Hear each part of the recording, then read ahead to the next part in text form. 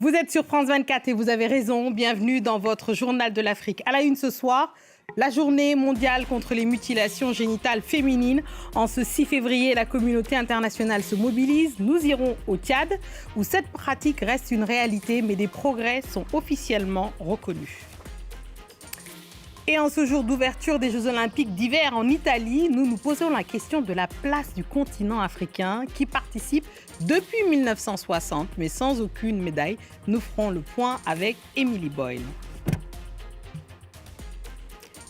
Et ce soir, notre invitée est une icône de la rumba congolaise, de Wenge Musica au quartier latin. Pour le plus grand bonheur de ces dames, Ferregola, alias Le Padré, est dans nos murs. À quelques mois d'un concert événement très attendu à Paris, le 4 avril, il revient sur son parcours entre mythe collectif, trajectoire personnelle, une rencontre rare avec une figure majeure de la scène africaine. On ouvre ce journal par la journée mondiale de lutte contre les mutilations génitales féminines. Au Tchad, cette pratique reste une réalité et préoccupante malgré les progrès officiellement reconnus. Le ministère de la Femme et de la Petite Enfance rappelle que les mutilations génitales féminines, je cite, ne sont ni une tradition ni une fatalité, mais une grave violation des droits humains et une atteinte intolérable à la dignité humaine. Ghislaine Alatarou. Si aucune statistique nationale et consolidée n'est disponible, les organisations féminines et acteurs locaux s'accordent sur un constat. Chaque année, dans plusieurs provinces, notamment le Grand Sud et certaines zones du centre, des centaines de filles continuent d'être excisées, souvent dans la clandestinité. Selon la Ligue tchadienne des droits des femmes, 46% des Tchadiennes entre 15 et 49 ans ont été excisées avant l'âge de 9 ans. Le gouvernement tchadien met en avant une série de mesures. Adoption de lois répressives, stratégie nationale, création de centres d'accompagnement des survivantes et la mise en place d'une ligne verte, la 1390, pour dénoncer les abus. Des avancées que la ministre de la Femme qualifie de réelles, tout en reconnaissant qu'elles restent insuffisantes, tant qu'une seule fille demeure exposée à cette violence. Au-delà des textes, le défi est immense. Briser le silence, documenter l'ampleur du phénomène et transformer les normes sociales. Au Tchad, l'éradication des mutilations génitales féminines apparaît plus que jamais comme un combat de long terme qui engage l'État, les communautés et l'ensemble de la société. Et on passe aux Jeux Olympiques d'hiver à Cortina, Milan, en Italie, qui se sont ouverts ce soir. On va s'interroger sur la place de l'Afrique. Le continent participe depuis 1960, sans aucune médaille, histoire d'une passion glacée à rebours de la géographie du continent, il faut le dire. Et pour en parler, on reçoit notre chroniqueuse bien-aimée sportive, justement, Emily Boyle. Emily, bienvenue, bonsoir. Bonsoir. Alors, les Jeux Olympiques d'hiver, vous les adorez, vous êtes suisse, je le rappelle, battent officiellement leur plein en Italie. Il y a plusieurs athlètes africains qui y participent néanmoins. Oui, alors 15 athlètes africains de 8 pays différents seront aux Jeux Olympiques d'hiver à Milan-Cortina. 10 en ski alpin, 3 en ski de fond et 1 en skeleton et en ski acrobatique ou ski freestyle. L'Afrique du Sud est le pays le plus représenté avec 5 athlètes.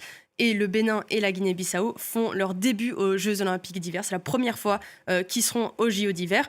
Une athlète à suivre, selon moi, c'est Mialicia Niaklerk, originaire du Madagascar. Elle va entrer dans l'histoire en tant que la première athlète africaine à participer à 3 Jeux Olympiques d'hiver, après Pyeongchang en 2018 et Pékin en 2022. Alors, Émilie, je l'ai dit en introduction, le continent africain n'est pas réputé pour sa glace et sa neige. Alors, comment ces athlètes parviennent-ils à concourir au plus haut niveau dans les sports d'hiver ? Comment ils s'entraînent ? Alors, tous les 15 athlètes qui vont être à Milan cette année ont tous des parcours hyper intéressants. Prenons justement Mialicia Niaklerk, qui est née au Madagascar, mais adoptée par des parents français qui vivaient à la montagne. Donc, elle a grandi les skis aux pieds. Pareil pour Nathan Chibozo, skieur du Bénin, et le Nigérian Samuel Ikpefan, tous les deux nés en France et qui ont commencé à skier comme moi à l'âge de 3, 4, 5 ans.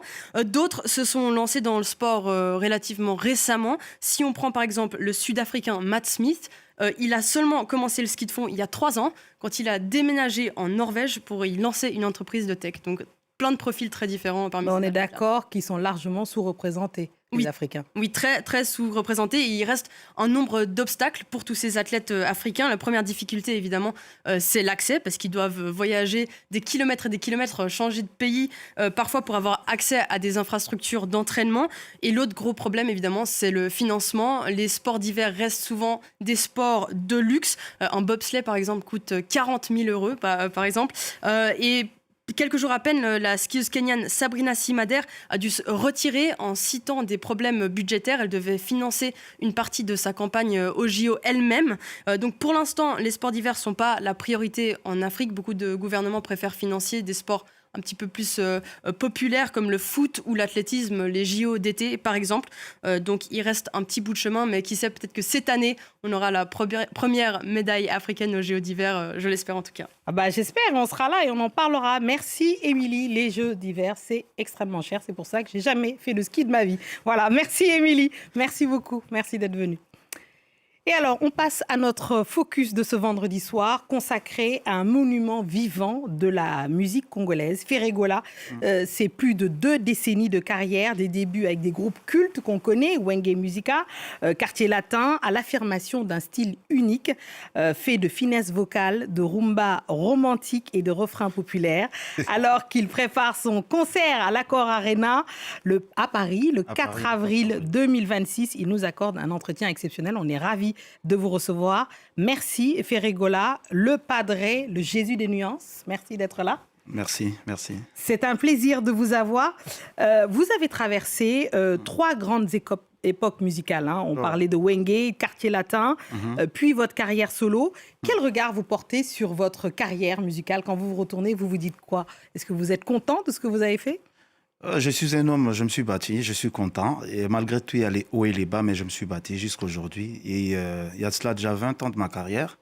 Et je suis content de ça. Et jusqu'à aujourd'hui, regarde, je suis arrivé jusqu'à l'Accor Arena. Et ça montre que l'artiste, il est en train de se battre. Oui, il est en train de se battre. Je propose qu'on écoute un petit medley de vos tubes pour que les gens qui nous écoutent... Alors évidemment, je suis sûre qu'il y a énormément de fans qui nous écoutent sur le continent africain, sur France 24, qui vont être ravis d'entendre un peu de Ferregola. On écoute, on en parle après.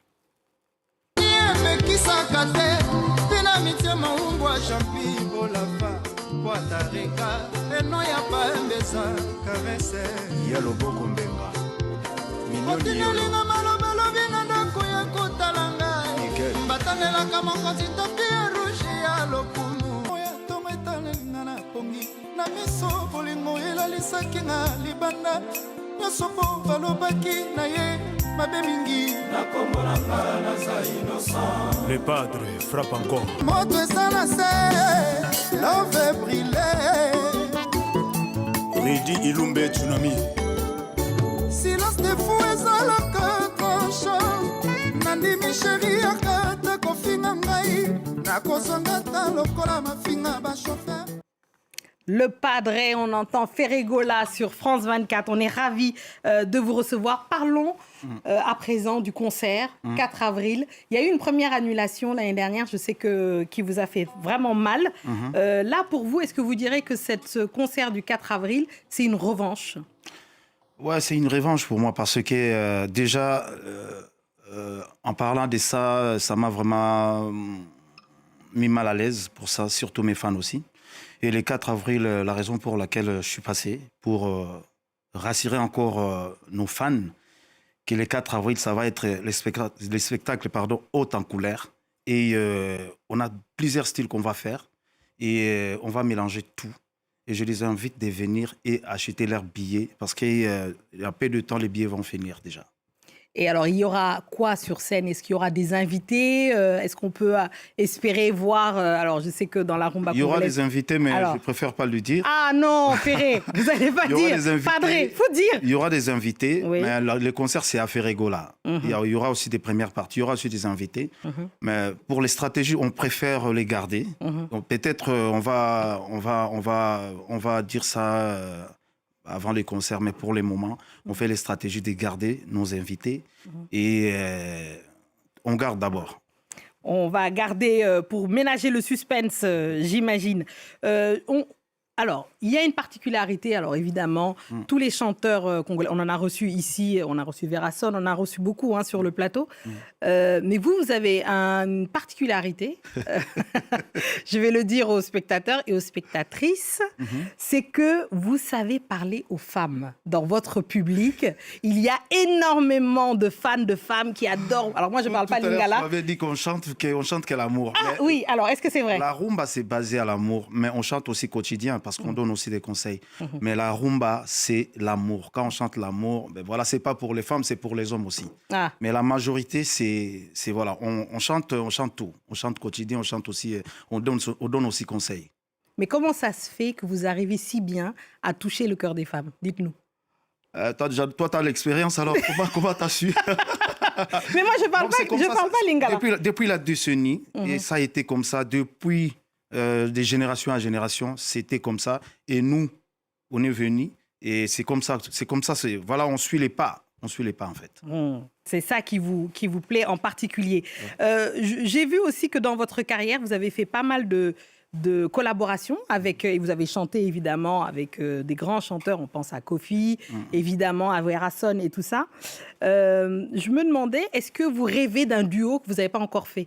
Est-ce qu'il y a un artiste avec lequel, peut-être un Français, je ne sais pas, avec lequel vous aimeriez chanter? La raison pour laquelle je suis en train de faire une chanson, je pense qu'on va faire ça avec une chanteuse française, elle est ici. La chanson, c'est éphémère. Ça va sortir, je pense, bientôt. Mais je le souhaite avant les concerts du 4 avril. Oui, même dans mon pays, il y a les chanteurs aussi que je rêve chanter avec eux. Surtout les... J'ai pris l'avion avec l'un des grands artistes de chez nous. On n'a jamais fait encore le duo. On a parlé de ça. Je pense qu'on aura le temps de faire quelque chose. Alors, parlons rapidement de cet album avant de vous entendre chanter. Avant le 4 avril, vous aimeriez sortir le nouvel album. Alors, est-ce que vous pouvez annoncer en exclusivité sur France 24? Oui, je veux faire une petite chose. Je le souhaite de le faire sortir vraiment avant. La raison pour laquelle on est en train de bosser vraiment à fond pour livrer cet album-là avant le 4 avril. Avant le 4 avril. Et comment s'appelle l'album? C'est Code 16. Code 16, voilà. D'accord. Donc on vous écoute nous faire un extrait, c'est ça, du futur album Code 16. Donc Ferregola sur France 24.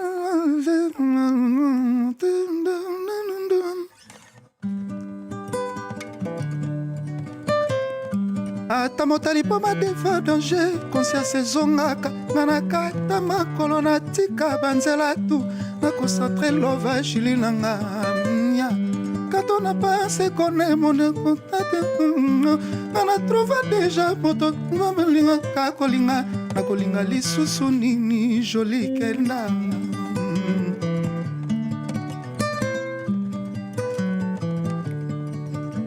natrouva pédicaire namona ye ata batie bamilionga toujours joli kenda bakoboma nzoto ndenge tu ngai kaka ata mpasi to bisengo ngai joli kenda banakanga pwe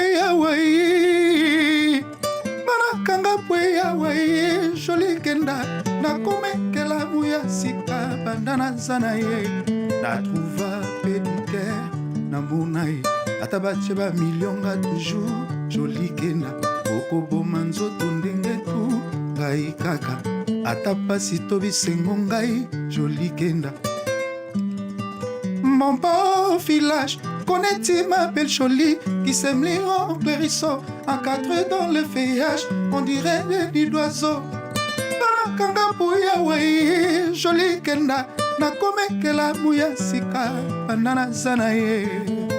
Voilà. Merci beaucoup. C'est la fin de ce journal. Merci à tous. C'est la suite. Restez avec nous parce que l'actualité continue sur France 24. Merci.